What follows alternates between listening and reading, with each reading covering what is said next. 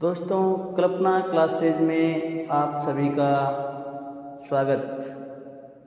आज हम पढ़ेंगे राजनीतिक विज्ञान और राजनीतिक विज्ञान के अंदर हमारे आज टीचर आने वाले हैं देवाराम जी गोदारा सर।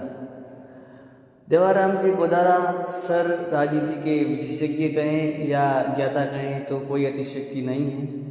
नॉलेज से भरपूर भरा हुआ उनका खजाना है, वो आपके सामने पेश करेंगे।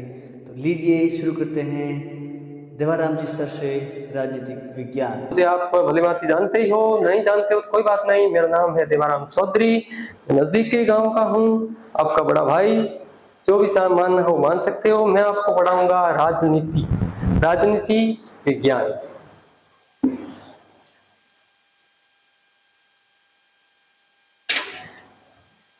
सबसे पहले मैं राजनीति के बारे में थोड़ा सा आपको बता देता हूं कि राजनीति ऐसी कोई कॉम्पिटिटिव एग्जाम नहीं है जिसके अंतर्गत राजनीति के सवाल नहीं आते। कम से कम 10 सवाल, ज्यादा से ज्यादा तो मान के आप चलो 10 से तो ज्यादा ही आते हैं। चाहे करंट से रिलेटेड पूछ सकते हैं या सब्जेक्ट से संबंधित पूछ सकते हैं। तो राजनीति हर एक कॉम्पिटिटिव एग्जाम के लिए राजनीति पढ़ना आपका जरूरी होगा, तब आप कंपटीशन अच्छे से फाइट कर पाओगे। और इसमें ज्यादातर बच्चे बहुत कम क्वेश्चन गलत करते हैं क्योंकि इंटरेस्टिंग सब्जेक्ट है। इसमें ज्यादा से ज्यादा पढ़ते जाओगे तभी आपका मन बढ़ता जाएगा। तो मैं अपने विषय की शुरुआत करता हूं, नाम से भी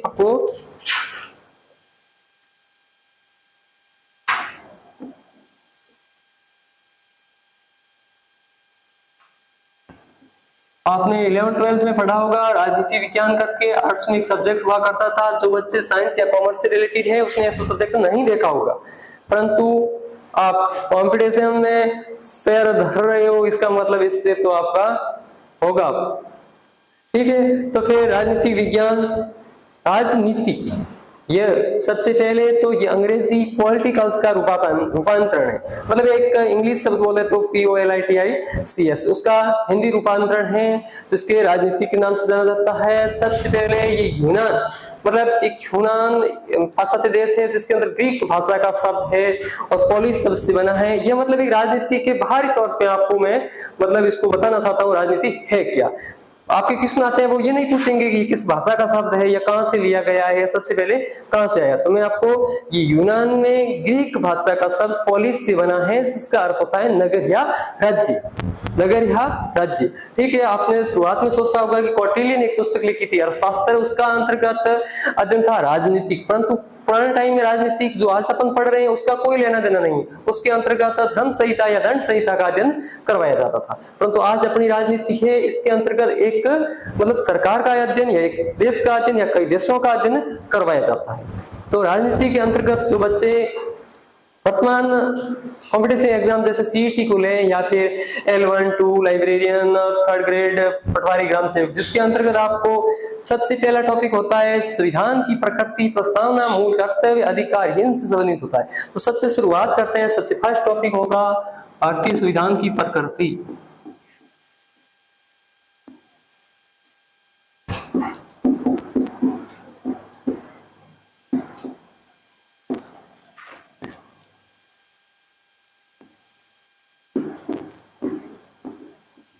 बस एक लाइन लिखी हुई होती है भारतीय संविधान की प्रकृति।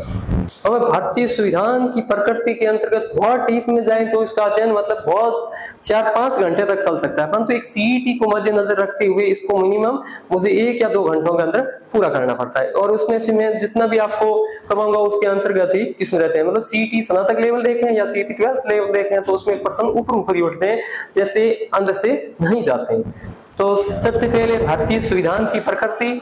भारतीय, यहाँ पे बात आ जाओ, भारतीय अपने देश है संविधान। संविधान क्या है? आपने क्लास 11th की राजनीतिक बुक देखी होगी, उसके अंतर्गत संविधान की परिभाषा दी गई है कि संविधान किसी देश या संस्था को चलाने के लिए नियमों का वह संग्रह है जिसके अंतर्गत एक देश की शासन व्यवस्था को संचालित किया जाता है। और नीचे किसी लेखकों ने उसकी परिभाषा भी दी है कि संविधान लिखित या अलिखित उन नियमों का संग्रह है जिसके अंतर्गत एक देश की शासन व्यवस्था या उसकी सरकारें उस शासन व्यवस्था को संचालित करती है।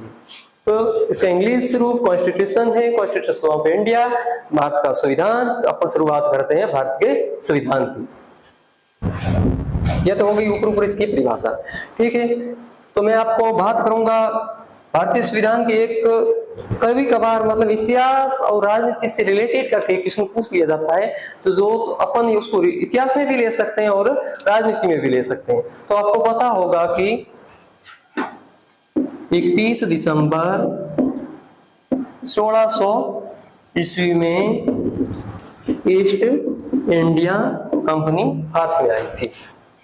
ठीक है, सबसे पहले उसने शुरू में कोठी स्थापित की थी और अपने व्यापार की तरीके से आई थी। मतलब राजनीति पढ़ाने वाले को भी यहीं से शुरुआत करनी पड़ती है, इतिहास वाले को तो इसी से करनी पड़ती है। मतलब ईस्ट इंडिया कंपनी ने भारत के अंदर व्यापार करने के लिए आई थी और उन्होंने अपना यहाँ पे केवल तरीका उसका व्यापार करने का था, परंतु शासन व्यवस्थाओं में धीरे धीरे हाथ डालते डालते पूरे भारत पर अपना स्थापित कर लिया। तो 31 दिसंबर 1600 ईस्वी में ईस्ट इंडिया कंपनी की स्थापना होती है। उसके बाद में धीरे धीरे आपको पता होगा कि 1757 जिसमें कहते हैं प्लासी का युद्ध,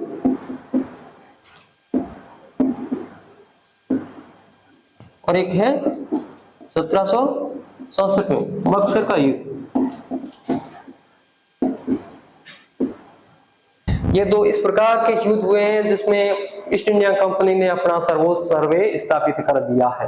अब वो धीरे धीरे प्रशासन में हाथ डालने लग गई है। ये बात हो गई इतिहास से रिलेटेड। सबसे पहले 1773 ईस्वी में रेगुलेटिंग एक्ट आता है। आपको पता होगा कि तो एक संविधान पढ़ाने वाला शुरुआत करता है 1773 ईस्वी में रेगुलेटिंग एक्ट।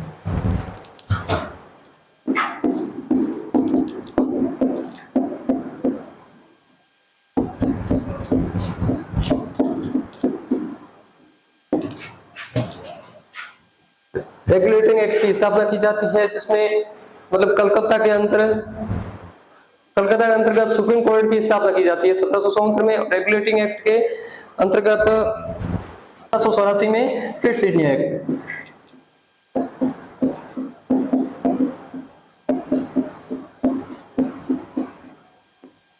और उसके बाद में 20-20 साल या 10-10 साल के बाद जो उपरांत में चार्टर एक्ट आते गए, 1813 एक्ट है, 1833 का एक्ट है, 1858 भारत शासन अधिनियम है, और उसके बाद में भी 1886 में भारत शासन अधिनियम प्रणाली, और उसके बाद में 1909 मार्लियामेंटो सुधार अधिनियम। जैसे मार्लियामेंटो सुधार, उससे प्रश्न आता है कि मार्लियामेंटो उसके अंदर क्या वर्णन किया गया था, किस प्रकार आया था, क्यों आया था। मार्लियामेंटो के बाद में 1919 में आता है मॉन्टेस्क्यू-चेम्सफोर्ड एक्ट, और उसके बाद में आता है 1935 भारत शासन अधिनियम। और 1935 की हूब टू हूब रूपरेखा अपने भारत जैसे अपना संविधान बना तो उसमें पूरे के पूरे प्रावधान थे, वो ज्यों के त्यों आधे से ज्यादा उठा के वहां रख दिए गए हैं। यह तो थी अपने एक संविधान के इतिहास की बात, परंतु अपना फोकस एरिया रहेगा भारतीय संविधान की प्रकृति। इसमें तो मतलब आपको एक 1909 वाला मार्लियामेंटो सुधार अधिनियम और 1919 वाला मॉन्टेस्क्यू-चेम्सफोर्ड एक्ट उसको मध्य नजर रखना है। ठीक है, तो मैं इसमें ऊपर मोटे तौर पे बात कर लेता हूं।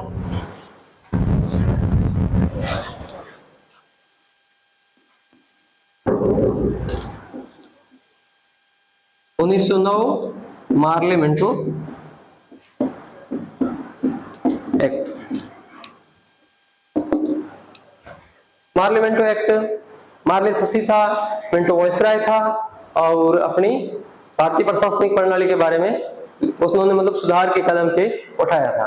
ठीक है, तो उन्होंने सबसे पहले सांप्रदायिक वोटिंग प्रणाली प्रस्तुत की थी। सांप्रदायिक मतलब किसी धर्म के आधार पे लोगों को वोट देने का अधिकार देना। तो यहाँ पे उन्होंने सबसे पहले मुसलमानों को वोट देने का अधिकार दिया था, और 2 नंबर में उन्होंने जो टैक्स देगा वो वोट देगा, और तीसरे नंबर पे उन्होंने मतलब सुधार तो किया था, परंतु उनकी मन भावना फर्स्ट में यही थी कि फूट डालो और राज करो। 1909 के मार्लियामेंटो एक्ट में भारतीयों को समझ में आ गया था कि अंग्रेजों की यही प्रणाली है कि फूट डालो और राज करो, ये इनके तथ्य है। ठीक है, तो मार्ले शशि मिंटो वायसराय, और उन्होंने टैक्स जो भरेगा उसको वोट देने का अधिकार दिया गया था। मुसलमानों को प्रत्यक्ष से निर्वाचन प्रणाली में अधिकार दे दिया था। और उसके बाद में आता है 1919 मॉन्टेस्क्यू-चेम्सफोर्ड एक्ट।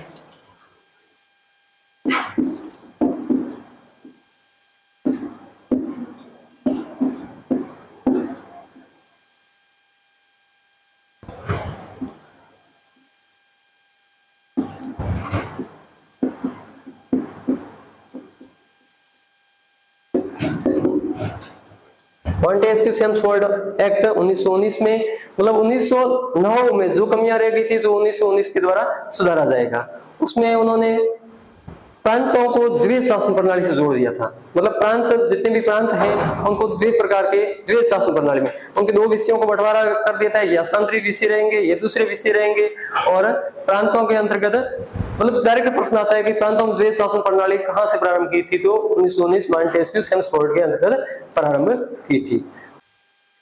भारतीय संविधान की प्रकृति के बारे में अध्ययन करते हैं कि भारतीयों के दिमाग में भी किसी ने उठने लगा कि अपना भी एक संविधान होना चाहिए, हम भी संविधान के अनुरूप ही कार्य करेंगे। जो अन्य देशों के जैसे यूएसए या ब्रिटेन में संविधान है, वो लोग जिस प्रकार की शासन व्यवस्था का संचालित कर रहे हैं, उसी प्रकार भारतीयों के पास भी एक संविधान होना चाहिए।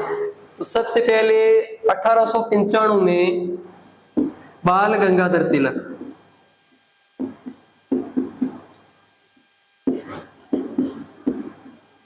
तिलक ने यह मांग रखी कि भारतीयों के पास भी अपना संविधान होना चाहिए।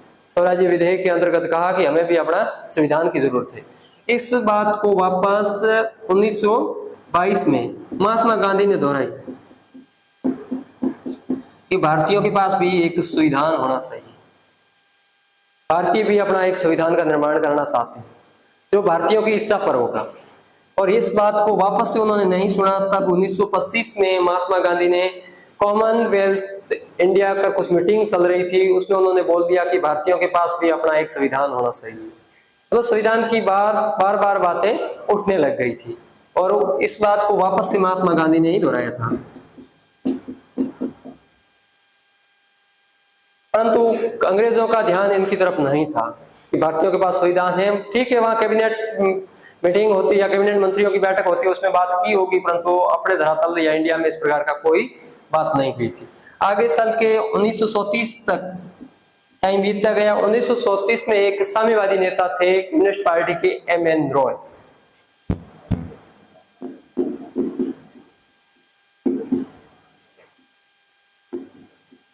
पार्टी के सबसे बड़े नेता थे एम.एन. रॉय, उसका नाम था। उन्होंने स्पष्ट बोल दिया था कि भारतीयों के पास अपना संविधान होगा और ये बात उनके दिमाग में भी, मतलब ब्रिटेन की संसद में ही खटकने लगी कि अब भारतीयों को धीरे धीरे समझ आने लगी है कि भारतीयों के पास भी अपना संविधान होगा। तो एक एम.एन. रॉय पे बहुत स्पष्ट नजर रखना कि भारतीय संविधान सभा का जनक किसको माना जाता है, एम.एन. रॉय को माना जाता है। जनक के बहुत सारे होंगे, संविधान का जनक किसे कहते हैं, संविधान सभा का जनक किसे कहते हैं, संविधान का शिल्पकार कौन था, परंतु संविधान जब सभा लिखा हुआ आ जाए ना,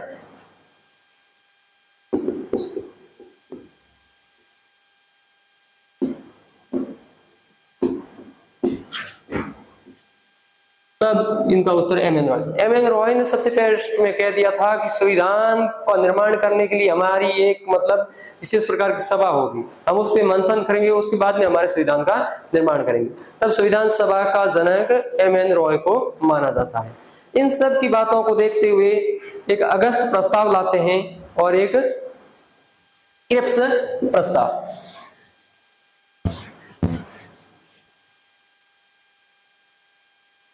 आपको पता होगा कि अगस्त प्रस्ताव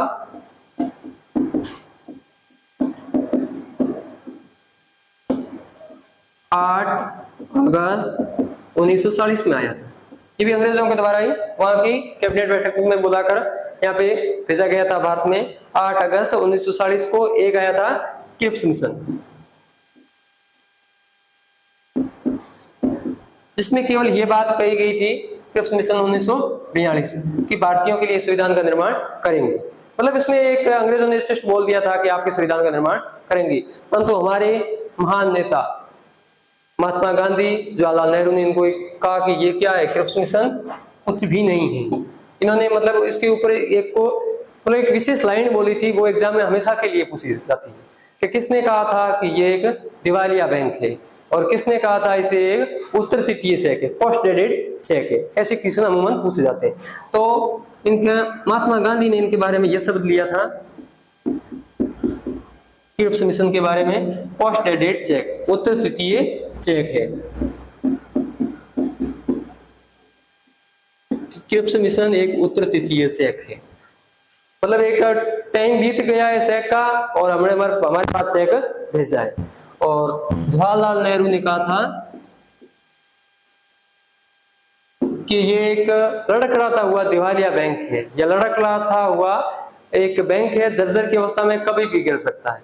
तो आप इसको याद रखोगे, ये एक दिवालिया बैंक की तरह है जिसके ऊपर सेक है परंतु डेट लिखी हुई नहीं। एक महात्मा गांधी ने कहा था उत्तर तृतीय सेक है, फर्स्ट डेटेड सेक है, परंतु जवाहरलाल नेहरू ने कहा था ये दिवालिया बैंक है, लड़खड़ाता हुआ बैंक है, कभी भी गिर सकता है। परंतु उन्होंने ये दो ही कोटेशन है, विशेष एग्जाम में पूछी जाती है।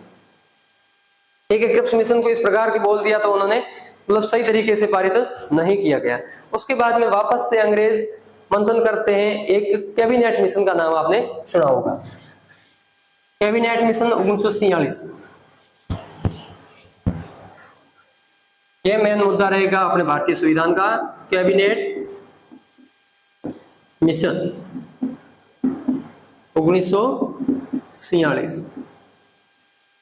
मतलब कैबिनेट ये था कि ब्रिटिश मंत्रिमंडल में कैबिनेट स्तर के मंत्री बैठ के निर्णय लेते हैं कि भारतीयों के लिए एक संविधान सभा का निर्माण किया जाए और भारतीयों के लिए संविधान, क्योंकि खुद अंग्रेज परेशान थे भारतीयों के, पहले तो क्या लूटपाट करते थे, परंतु एंड टाइम इस समय में वो ब्रिटेन की स्थिति भी मतलब गृह युद्ध की वजह से बहुत, द्वितीय विश्व युद्ध की वजह से बहुत खराब थी, वो भी भारतीयों को छुटकारा पाना चाहती थी। इसलिए कैबिनेट मिशन को वहां की संसद में कैबिनेट स्तर के मंत्रियों की विशेष बैठक के साथ कैबिनेट मिशन को 1946 को भारत में भेजते हैं। ये 3 सदस्यीय मिशन था, जिसमें एक था पैट्रिक लॉरेंस,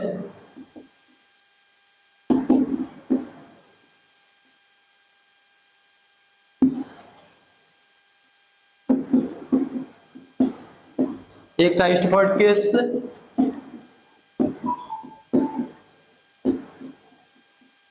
एक था ईवी अलेक्जेंडर।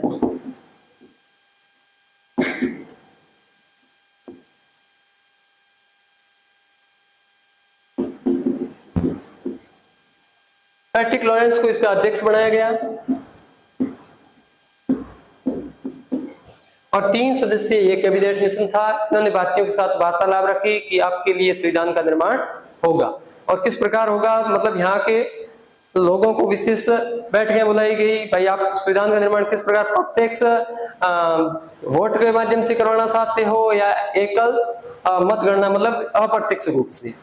तो उन्होंने विशेष बैठक के साथ आधे से ज्यादा भारतीय बोले कि हमें मतलब प्रत्यक्ष वोट के माध्यम से, परंतु इतना बड़ा उसमें परिस्थितियां सही नहीं थी, इसके लिए उन्होंने अप्रत्यक्ष चुनाव प्रणाली के माध्यम से चुनाव करवाया गया। परंतु किस आधार पे इन कमेटी ने नतीजा लिया कि 10 लाख पर एक सदस्य संविधान सभा में इंगित होगा। तो कैबिनेट मिशन 1946 में आता है और जुलाई 1946 में वो मंथन करके लगभग नवंबर तक संविधान सभा का गठन कर देता है और फर्स्ट संविधान सभा की पहली बैठक होती है 9 दिसंबर 1946 को। तो कैबिनेट मिशन के माध्यम से संविधान सभा का गठन किया गया। तो संविधान सभा का गठन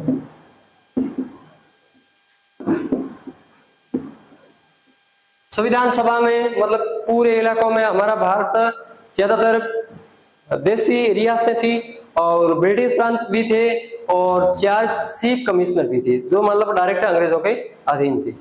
तो एक तो था ब्रिटिश प्रांत,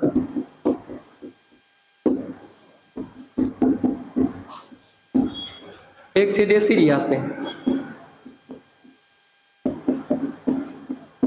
एक थे चीफ कमिश्नर।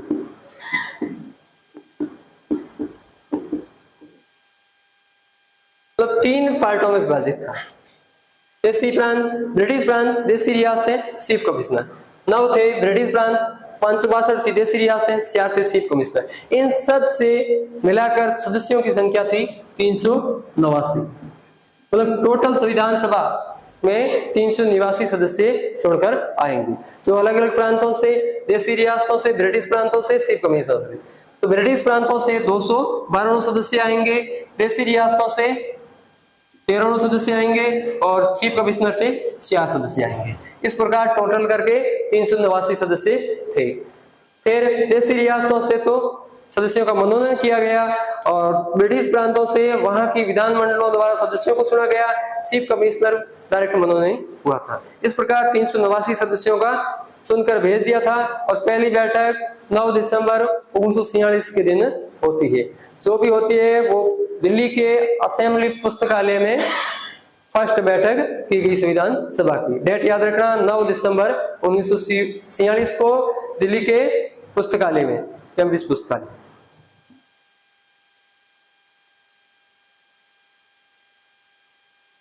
तो फर्स्ट बैठक होती है संविधान सभा की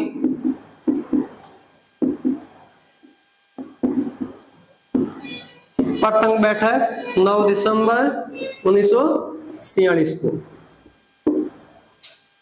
फ्रांस की गणतंत्र प्रणाली के आधार पे, मतलब किसी भी सभा होती है उसका अध्यक्ष उपाध्यक्ष बनाया जाता है। तो फ्रांस की गणतंत्र प्रणाली के आधार पर सबसे वर्दोजन थे उसको उस सभा का सभापति बनाया जाता है। तो फर्स्ट संविधान सभा का सभापति डॉक्टर शशीनानंद को बनाया गया था, जो उस सभा का सबसे वरिष्ठ सदस्य थे। और उसके उपाध्यक्ष, उन्होंने कहा कि भाई मैं मतलब थोड़ा सेटिस्फाइड नहीं हूं तो मेरे लिए भी एक उपाध्यक्ष की व्यवस्था करो। तो फ्रैंक एंथोनी को उसका उपाध्यक्ष बना दिया गया। फिर फर्स्ट बैठक 9 दिसंबर को, सेकंड 10 दिसंबर को, थर्ड 11